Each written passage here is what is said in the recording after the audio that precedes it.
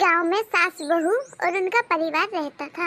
एक दिन अचानक दरवाजे पर दस्तक हुई। सास ने दरवाजा खोला तो सामने मौसी जी खड़ी थी। सास खुश हुई और बोली, अरे मौसी जी, आप अचानक आ गए, फोन भी नहीं किया, बताया भी नहीं कि आप आ रही हो। आज आप बता देती तो झिंगुरवा को लेने भेज देती स्टेशन। आप कितनी परेशान हुई होंगी। मौसी जी बोली, सोचा तुम लोगों को अचानक से सरप्राइज देती हूँ। तुम लोगों से बहुत दिन हो गए थे, मिल भी नहीं पाए, सोचा 2-4 दिन रुका वहाँ पे। अच्छा किया मौसी जी आपने। सास ने उनका बहुत स्वागत किया। बहू ने भी चाय नाश्ता बनाया उन्हें। लेकिन मौसी जी की एक आदत थी, वे हर चीज में कमी निकालती थी। चाय पीते पीते बोली, अरे बहू, तुमने चाय तो बहुत फीकी बनाई है। सॉरी नानी जी, आगे से ध्यान रखूंगी।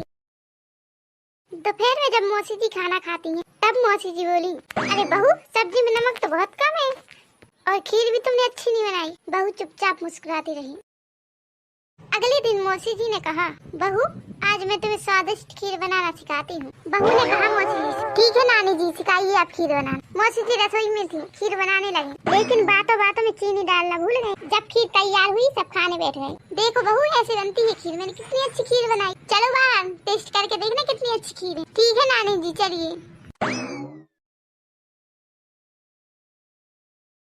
पहली चम्मच खाते ही मौसी जी का चेहरा उतर गया। सास मौसी जी से बोली, क्या हुआ मौसी जी, आप खाइए खीर। बहू मुस्कुराकर बोली, लगता है नानी जी खीर में चीनी डालना भूल गई। मौसी जी शर्मिंदा होकर बोली, अरे हाँ बहू, मुझसे गलती हो गई है।